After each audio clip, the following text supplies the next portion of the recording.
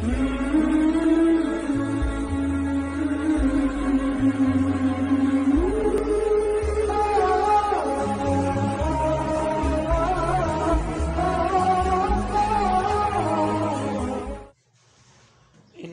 للہ نحمده ونستعینه ونستغفره ونؤمن به ونتوکل علیہ ونعوذ باللہ من شرور انفسنا ومن سیئات اعمالنا من یهده اللہ فلا مضل له ومن یضلل فلا هادی له ونشهد ان لا الہ الا اللہ وحدہ لا شریک له ونشهد ان محمدا عبده ورسوله صلی اللہ علیہ وسلم تسلیما کثیرا کثیرا اما بعد فاعوذ باللہ من الشیطان الرجیم بسم اللہ الرحمن الرحیم لقد كان لكم في رسول الله اسوة حسنة صدق اللہ العظیم اللهم صل على محمد وعلى آل محمد كما صليت على ابراہیم وعلى آل ابراہیم انك حمید مجید اللهم بارک علی محمد وعلى آل محمد كما بارکت علی ابراہیم وعلى آل ابراہیم انك حمید مجید۔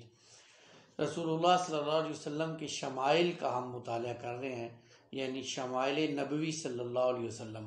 آج اس سلسلے کی چوتھی نشست ہے جس کے اندر ہم پڑھیں گے نبی پاک صلی اللہ علیہ وسلم کا لوگوں کے ساتھ میل جول کیسا تھا۔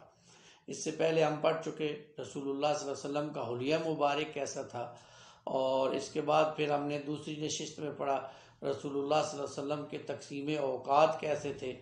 آج ہم پڑھیں گے نبی پاک صلی اللہ علیہ وسلم کا لوگوں سے میل جول کیسا تھا، اور اس حدیث کو جو بیان کرنے والے سیدنا حسین رضی اللہ تعالیٰ عنہ جو سیدنا علی رضی اللہ تعالیٰ عنہ کے بیٹے ہیں، وہ فرماتے ہیں قال فسألته عن مخرجه كيف يصنع فيه قال۔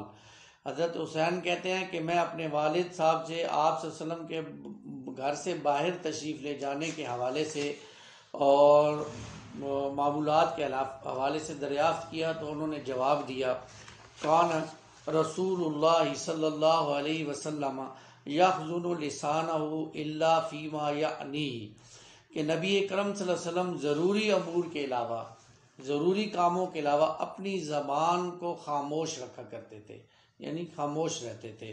وَيُؤَلِّفُهُمْ وَلَا يُنَفِّرُهُمْ، اپنے ساتھیوں کی تعریف فرماتے، یعنی انہیں مانوس فرماتے اور انہیں متنفر نہیں کرتے تھے۔ اس کے حوالے سے مختلف آراء ہیں، اور یہ لفظ جو ہے وہ دو طرح سے روایت کیا گیا ہے، اور ایک کا مطلب یہ ہے کہ وہ انہیں متنفر نہیں کرتے تھے، اور دوسرا ولا یفرقہم، ان میں تفریق نہیں پیدا کرتے تھے۔ یعنی اس کے دو مفہوم ہو گئے جملے کی ترتیب کے حوالے سے۔ ایک تو یہ کہ آپ صلی اللہ علیہ وسلم اپنے ساتھیوں کے ساتھ الفت کا معاملہ کرتے اور کوئی ایسی بات یا کام نہ کرتے جس سے صحابہ آپ صلی اللہ علیہ وسلم سے یا دین سے متنفر ہو جائے، یعنی دور ہو جائے۔ اور صحابہ کرام صلی اللہ علیہ وسلم کو بھی آپ صلی اللہ علیہ وسلم نے یہی جو ہے وہ طرز جو ہے وہ سکھایا۔ صحابہ کرام کو بھی رضی اللہ تعالیٰ عنہ کو بھی اللہ کے رسول صلی اللہ علیہ وسلم نے یہی طرز سکھایا۔ جب آپ صلی اللہ علیہ وسلم صحابہ کو کسی مہم پر بھیجتے تو تاکید فرماتے بشروا ولا تنفروا ویسروا ولا تعسروا، لوگوں کو بشارتیں دو، انہیں متنفر نہ کرو، اور آسانیاں پیدا کرو، مشکلات مت پیدا کرو۔ تو یہ بڑا پیارا رویہ ہے، اور اس رویے کو آج ہمیں بھی نوٹ کرنا چاہیے۔ وہ لوگ جو دین کی خدمت کرنے والے ہیں، دین کا کام کرنے والے ہیں، لوگوں کو اپنے رویوں سے، اپنے طرز عمل سے، اپنے اخلاق سے، اپنے کردار سے دین سے دور نہ کر دیا جائے، متنفر نہ کر دیا جائے۔ اور یہ ہے کہ بشارتیں بشرو، یعنی بشارتیں جو ہے وہ سنائی جائیں، اور یسرو، اور آسانیاں پیدا کی جائیں، ولا تعسروا، اور جو ہے وہ لوگوں کو مشکلات میں نہ پیدا کیا جائے۔ اصل میں دیکھیں کہ عزیمت جو ہوتی ہے نا، عزیمت کسی کام پہ ڈٹ جانا، وہ اپنے لیے ہوتی ہے، وہ انسان اپنے لیے عزیمت اختیار کرتا ہے۔ دوسروں کے لیے انسان کے پاس رخصت کا پہلو ہونا چاہیے، دوسروں کے لیے آسانیوں کا پہلو جو ہے ہمارے ذہن میں اور دماغ میں ہونا چاہیے، تاکہ لوگ دین کے ساتھ جڑ جائیں۔ اور اس دور میں جب کہ دین کا جو ہے وہ حلیہ بگاڑ دیا لوگوں نے، اور دین کا جو ہے وہ ایسے ایسے معاملات بنا کے پیش کر دیا، جب ہم دین کے اندر کچھ ایسی مشکلات خود سے پیدا کر دیں گے اور تو لوگ جو ہے وہ پھر دین سے اور دور ہو جائیں گے. تو ضرورت اس بات کی ہے اس وقت لوگوں کے سامنے آسانیوں والا پہلو رکھا جائے، اور جہاں کہیں شریعت نے کوئی گنجائش رکھی ہے وہ لوگوں کو دی جائے تاکہ لوگ اس سے جو ہے وہ فائدہ اٹھائیں. آپ اندازہ کریں، ایک مرتبہ میں ایک جگہ پر بیٹھا مسجد میں، جمعے کا دن تھا، عصر کی نماز کے بعد کوئی بیان ہو رہا تھا، بیٹھ گیا. تو وہاں صاحب بیان کر رہے تھے کہ جناب امام ابو حنیفہ رحمہ اللہ تعالی جب بھی وضو کرتے تھے تو اپنی قمیض اتار کے سائیڈ پہ رکھ دیا کرتے تھے، اور جناب پھر وضو کر کے جناب اس کو پہن لیا کرتے تھے تاکہ وہ جو مستعمل پانی ہے، جو پانی ہے وضو کی چھینٹیں اس کے اوپر نہ گریں. اب یہ تو اپنی طرف سے تو وہ نیکی بنا کر پیش کر رہے تھے، امام ابو حنیفہ رحمہ اللہ تعالیٰ کے حوالے سے ایک اچھی بات بتا رہے تھے، لیکن یہ تہمت ہے ان کے اوپر، الزام ہے ان کے اوپر. کیونکہ دیکھیں امام ابو حنیفہ سب سے زیادہ رسول اللہ صلی اللہ علیہ وسلم کی سنتوں پر عمل کرنے والے تھے، اور اللہ کے رسول نے ایسا نہیں کیا کہ کبھی ہر نماز کے ساتھ آپ نے قمیض اتاری ہو، وضو کیا ہو. یہ تو مشکل میں ڈالنے والی بات ہے. اور سردیوں کے دن ہو، چھوٹے چھوٹے دن، ہر جب گھنٹے ڈیڑھ گھنٹے کے بعد نماز آ جائے تو انسان پریشان ہی ہو جائے قمیض اتارنے کے لیے. تو ایسی باتیں بیان کر کے ہم اصل میں فضائل بیان کر رہے ہوتے ہیں اپنے بڑوں کے، جھوٹ پر مبنی، اور وہ فضائل الٹا جو ہے وہ دین میں مشکلات پیدا کر دیتے ہیں. ایک نیا شخص کہے گا چھڈو جی ہے ہر باری جناب ایک گھنٹے کے بعد ہر بار وضو کرتے وقت قمیض کون اتارے. تو یہ وہ چیزیں ہیں جن سے لوگ پھر متنفر ہو جاتے ہیں. ہمیں ان چیزوں کی جو ہے وہ طرف توجہ کرنی چاہیے. فضائل بھی ایسے بیان کرنے چاہیے جو انسان کی عقل میں آ جائے، ایک انسان سمجھے کہ واقعی یہ ایسا کام ہو.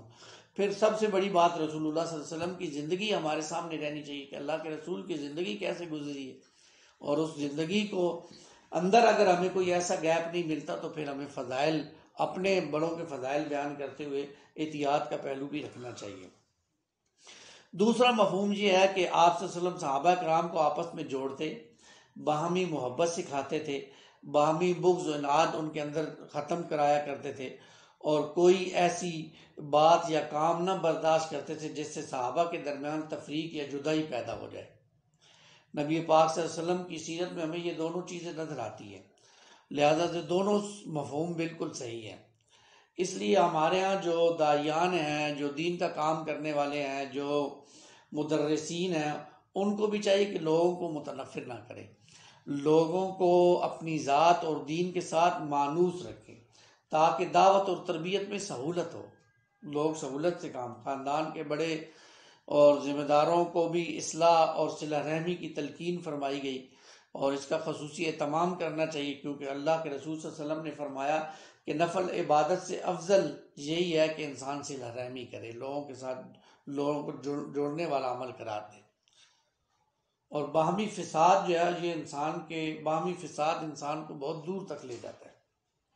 اس لیے یہ بڑی اہم بات ہے کہ ساتھیوں کے ساتھ مانوس انسان ہو جائے، محبت کرے، دوستی کا سا ایک پہلو بن جائے.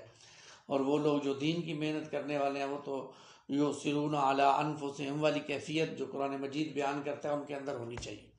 لیکن افسوس ہے ہم جہاں رہتے ہیں آج ہمارے اس معاشرے کے اندر سیاسی اور مذہبی قائدین نے ہمیں ایک دوسرے کے سامنے لا کے کھڑا کر دیا ہے، ہمارے دلوں میں نفرتیں بھر دی ہیں، اور ایسی نفرتیں بھر دی ہیں کہ آپ اندازہ کریں اگر نون لیگ کا ووٹر ہے تو وہ پی ٹی آئی کے ووٹر کو برداشت بھی نہیں کرے گا. اس کے حوالے سے طرح طرح کی من گھڑت باتیں اور من گھڑت جملے کہے جائیں گے. اور اس کے برعکس اگر پی ٹی آئی کا ورکر ہے تو وہ نون لیگ کے ووٹر کو جو ہے وہ ایسی عجیب نگاہوں سے دیکھے گا، اس کے حوالے سے ایسے برے برے جملے کرے گا، اور پھر ان کے حوالے سے بری چیزوں کے ساتھ ان کی مشابہت دی جائے گی. یہ وہ نفرتیں ہیں جو ہمارے قائدین نے ہمارے دلوں میں ڈال دی ہیں، اور یہ بہت بڑا فتنہ ہے، یہ بہت بڑا ایک قسم کی جنگ کی طرف ہے ہم جو لوگ جا رہے ہیں.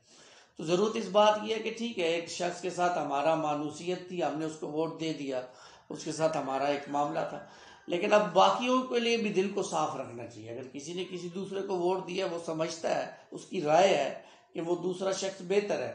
ہمارے ہاں تو خیر عمومی طور پر تو رائے اپنی تو کسی کی ہوتی نہیں ہے، عوام تو کل انعام ہوتے ہیں، تو جدھر چلو ادھر کو ہوا ہو، جدھر ہوا چل رہی ہو اس رخ پہ چل پڑتے ہیں.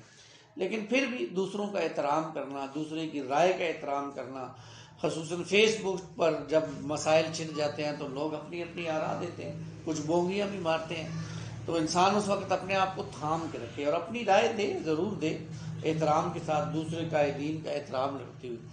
یہی معاملہ مذہبی رہنماؤں کا بھی ہے۔ انہوں نے دوسرے مسالک کے حوالے سے اتنی نفرت بھر دی ہے نا اپنے لوگوں کے اندر کہ ہم دوسرے مسلک کے بندے کو، ایک مسلمان بندے کو دیکھنے کے لیے تیار نہیں۔ میرے مسلک کا بندہ ہے تو اب جناب، اب مزے کی بات ہے آپ کو بتاؤں، ہمارے ہاں تو اب شادی بیاہ مسلکی بنیادوں پر ہونا شروع ہو گئے ہیں، اور اگر کوئی شخص اپنا رشتہ لے کر جو ہے وہ شادی کا کسی دوسرے مسلک والے کے پاس چلا جائے تو سب سے پہلا پوائنٹ یہی اٹھایا جاتا ہے کہ آپ کا مسلک ہو رہا ہے، ہمارا مسلک ہو رہا ہے، جی ہم تو رشتہ نہیں دیتے ہیں۔ کسی بیٹی کا معاملہ ہو یا بیٹے کا معاملہ ہو، یہ کتنی بری چیزیں ہیں جو ہم نے سیکھ لی ہیں معاشرے میں رہ کر، اور یہ سب کرنے والے یہ مذہبی قائدین ہیں جو ہمارے دلوں میں ڈال۔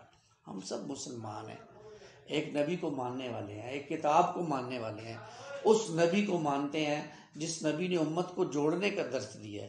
آج ہم طرح طرح کے توڑ ہیں، اور ہمارے ہاں تو ایک مسلک، میں آپ کو یہ بھی عرض کروں، ایک مسلک ایسا بھی ہے جو دوسرے مسلک کو سلام کرنا بھی روا نہیں کرتا، یعنی اگر کوئی شخص ان کو سلام دے دے گا وہ جواب نہیں دے گی، کیوں؟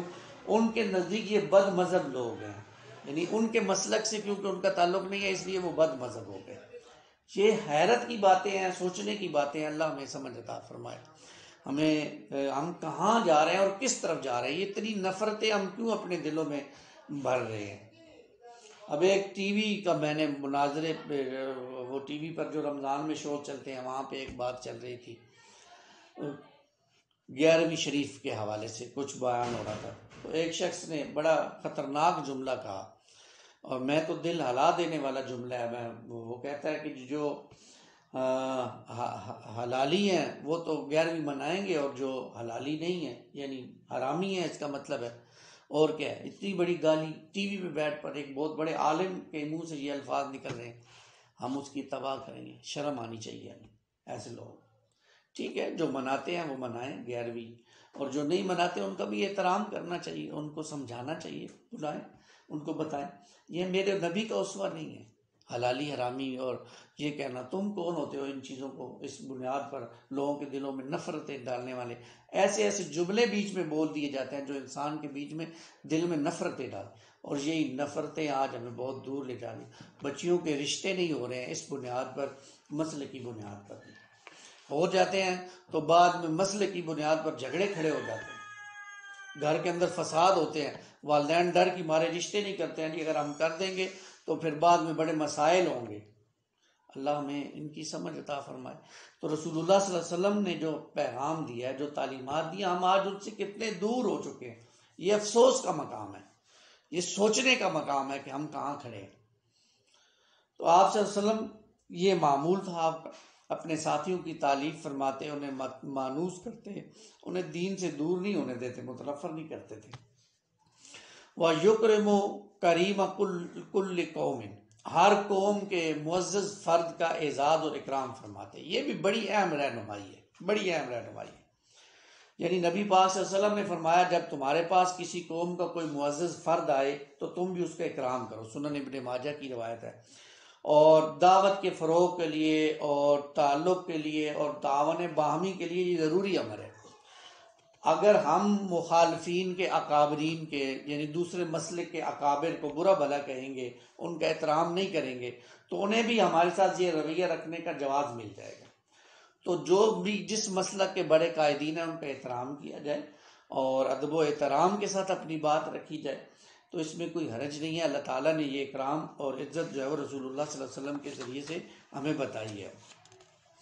وَيُوَلِّيهِ عَلَيْهِمْ، اور قبول اسلام کی صورت میں اسی کو ان پر والی اور سردار مقرر فرما دیتے تھے۔ کوئی سردار آیا ہے، آپ صلی اللہ علیہ وسلم اس کو اکرام دیتے تھے، اور جب وہ اسلام قبول کر لیتا تھا، کلمہ پڑھ لیتا تھا، تو آپ اسی کو ان پر والی مقرر کر دیتے تھے، یعنی اس کے اس سرداری ہی کی بنیاد کو سامنے رکھتے تھے۔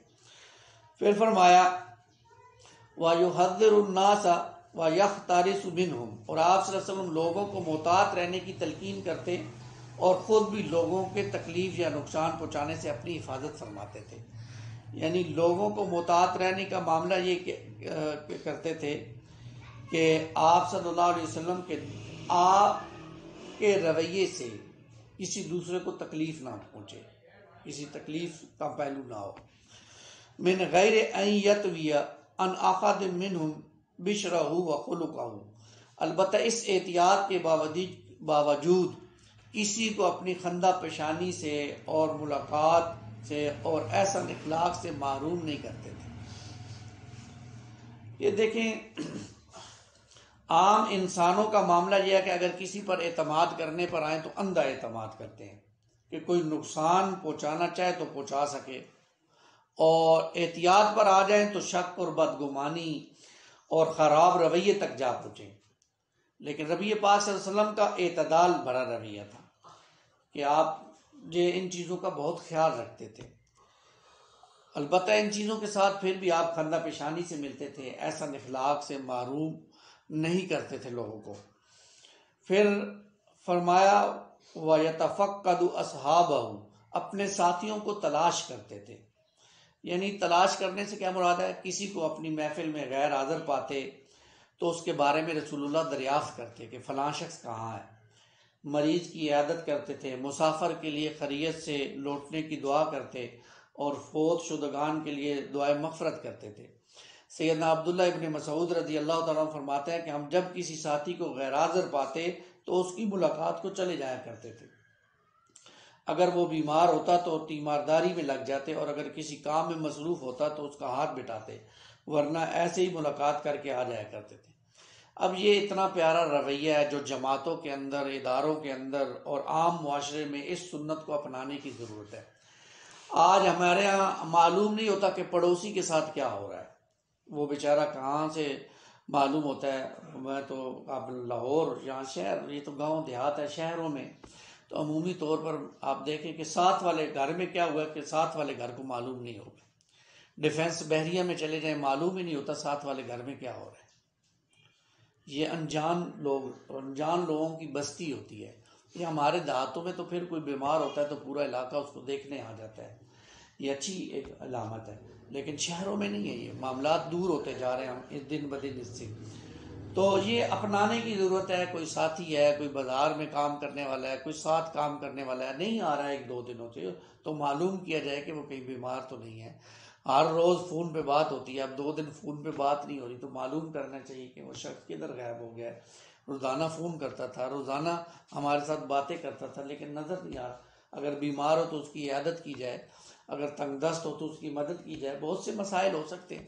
اب یہ ہے کہ ہم جب سے انجان بنے ہیں تو آپ کو مزے کی بات بتاؤں کہ سالوں گزر جاتے ہیں ہم کسی کو فون نہیں کرتے، سالوں گزر جاتے ہیں، حال احوال نہیں پوچھتے۔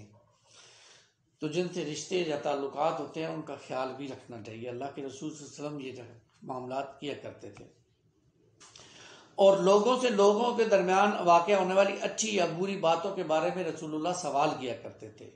یعنی پوچھتے تھے کہ بھائی کیا کیا ہے تم نے، کیسے رات بسر کی ہے اور کیسے دن بسر کیا ہے، کیا معاملات ہوئے ہیں، رسول اللہ پوچھا کرتے تھے، اور اس پر پھر تبصرے ہوتے تھے، اور اچھائی کی تحسین فرما کر اس کو تقویت پہنچاتے، یعنی اس کی مدح کرتے، اس کو سراہتے تھے رسول اللہ صلی اللہ علیہ وسلم، اور بری بات کی مذمت فرما کر اس کو زائل فرما دیتے تھے۔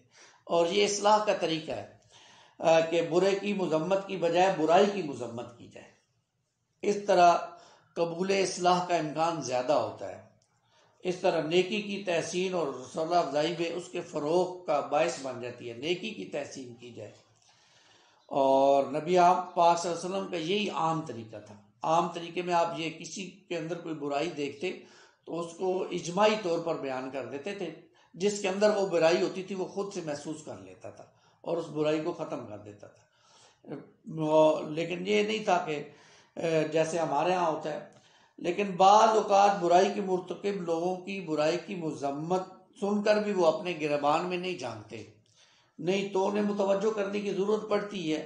چنانچہ بعض دفعہ رسول اللہ صلی اللہ علیہ وسلم نے لوگوں کا نام لے کر بھی ان کی مذمت کی ہے، لیکن یہ بہت کم واقعات ہیں۔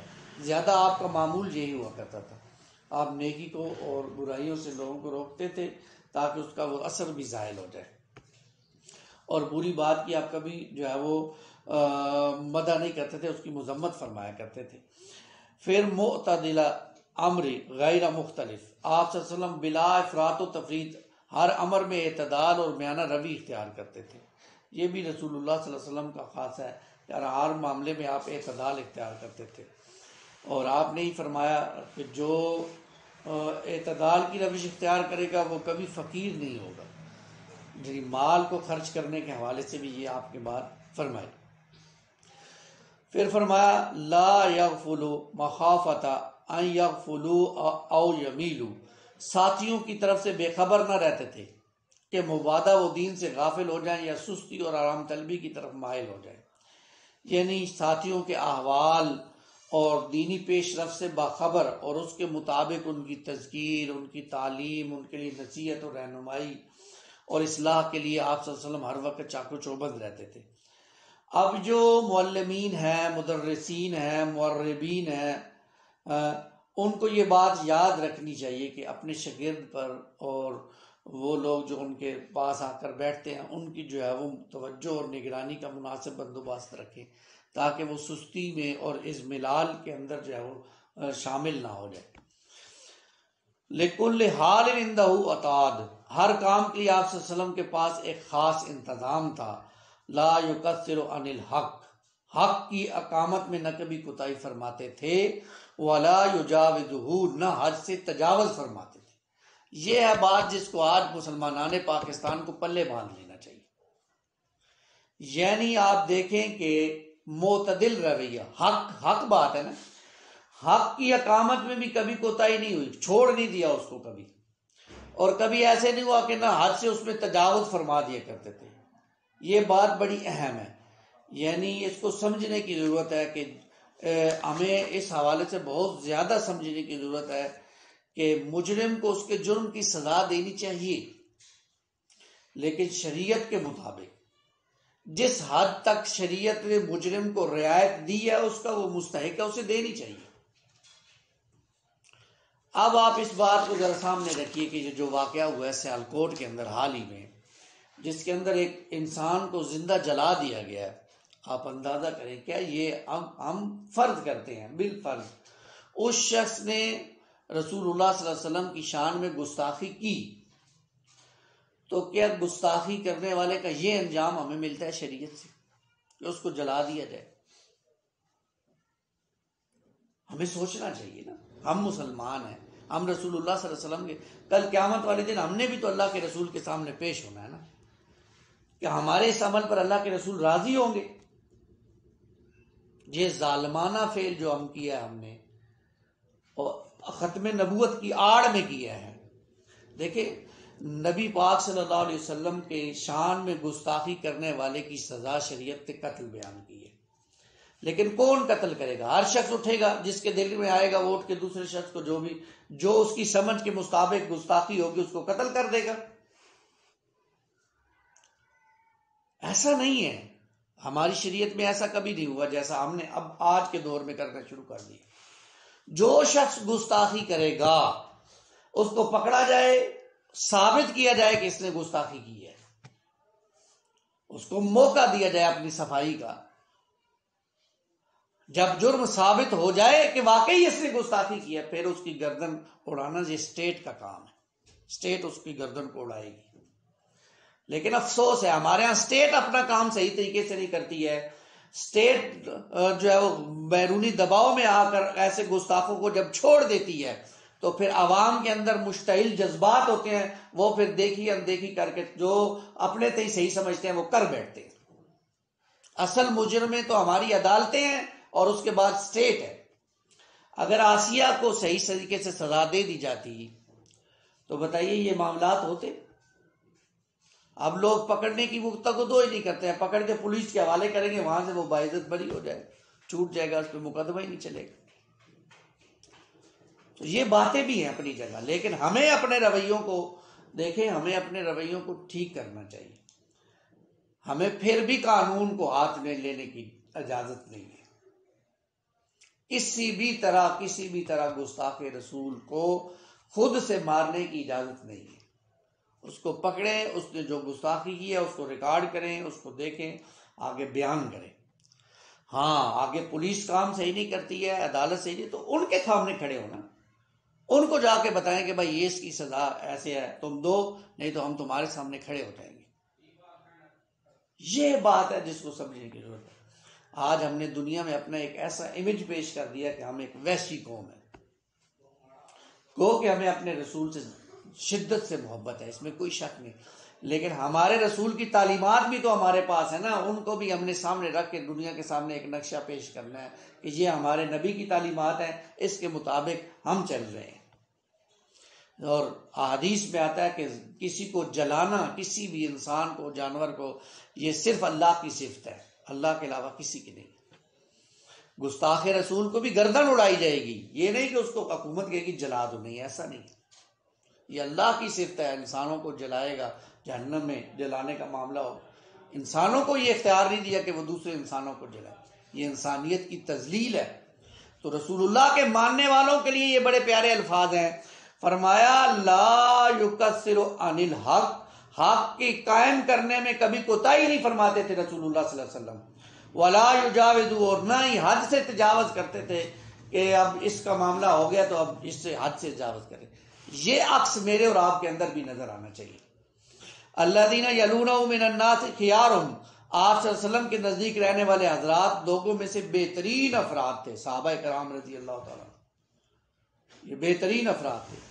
افضلہم عندہ اعمہم نصیحۃ، آپ صلی اللہ علیہ وسلم کے نزدیک افضل وہی ہوتا تھا جو ہر شخص کی خیر خواہی چاہنے والا ہو، ہر شخص کی خیر خواہی چاہنے والا ہو۔ یہ بات بھی نوٹ رکھیں، جو دوسروں کی خیر خواہی چاہتا ہو وہ اللہ کے رسول صلی اللہ علیہ وسلم کے نزدیک افضل ہے۔ جو دوسروں کی بدخواہی چاہے، جو دوسروں کو نیچے گرانا چاہے، جو دوسروں کے پاؤں کاٹنا چاہے، جو دوسروں کو دغا دے، جو دوسروں کو دھوکہ دے، جو دوسروں کے معاملات کو خراب کرے، وہ شخص رسول اللہ کے نزدیک افضل نہیں ہے۔ افضل کون؟ جو دوسروں کی خیر خواہی چاہے۔ ہم دیکھ لیں، ہم خیر چاہتے ہیں، ہم میں تو ہر کوئی دوسرے کو گرانے کے چکر میں، دوسرے کو گرانے کے چکر میں ہم میں سے ہر کوئی۔ اللہ کی پناہ، آج ہم اس معاشرے میں ہیں، سبزی کم بیچنے والا بھی دوسروں پر تنقید کرے گا، خود جو ہے وہ نہیں دیکھے گا کہ میں کیسا کام کر رہا ہوں۔ آپ کے نزدیک وہی ہے جو دوسروں کی خیر خواہی چاہے۔ ایک حدیث میں یہ بھی الفاظ آتے ہیں نا کہ اللہ کے رسول صلی اللہ علیہ وسلم نے فرمایا بے شک دین تو خیر خواہی کا نام ہے، دین تو خیر خواہی کا نام ہے۔ پوچھا گیا کس کی خیر خواہی؟ آپ نے فرمایا اللہ کی خیر خواہی، اس کے رسول کی خیر خواہی، مسلمانوں کے حکمرانوں کی خیر خواہی اور عام مسلمانوں کی خیر خواہی۔ سنن ابی داؤد کی روایت ہے۔ یہ اصل باتیں جن کو سمجھنے کی ضرورت ہے۔ آج ہم کسی کو تکلیف میں دے کر اس کی خیر خواہی کرتے ہیں، کسی کی پیٹ کو جو ہے وہ اس کی جلن کو دور کرتے ہیں۔ اللہ ہمیں ان باتوں کی سمجھ عطا فرمائے۔ یہ باتیں ہمارے اندر آج بہت جو ہے وہ کم ہوتی جا رہی ہیں، اور اتنی کم ہو گئی ہیں کہ ہم دین سے، شریعت سے، رسول اللہ کی تعلیمات سے بہت دور ہو گئے۔ اللہ مجھے اور آپ کو اس کی توفیق دے۔ یہ تھی رسول اللہ صلی اللہ علیہ وسلم کی، میں نے آپ کو بتایا نا، میل جول لوگوں کے ساتھ۔ اللہ ہمیں ان باتوں کو اپنے اندر عکس پیدا کرنے کی توفیق عطا فرمائے، آمین یا رب العالمین۔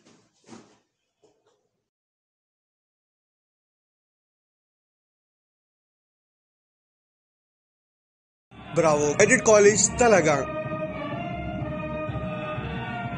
بالمقابل نزد نیو لاری اڈا، چکوال روڈ، تلگنگ۔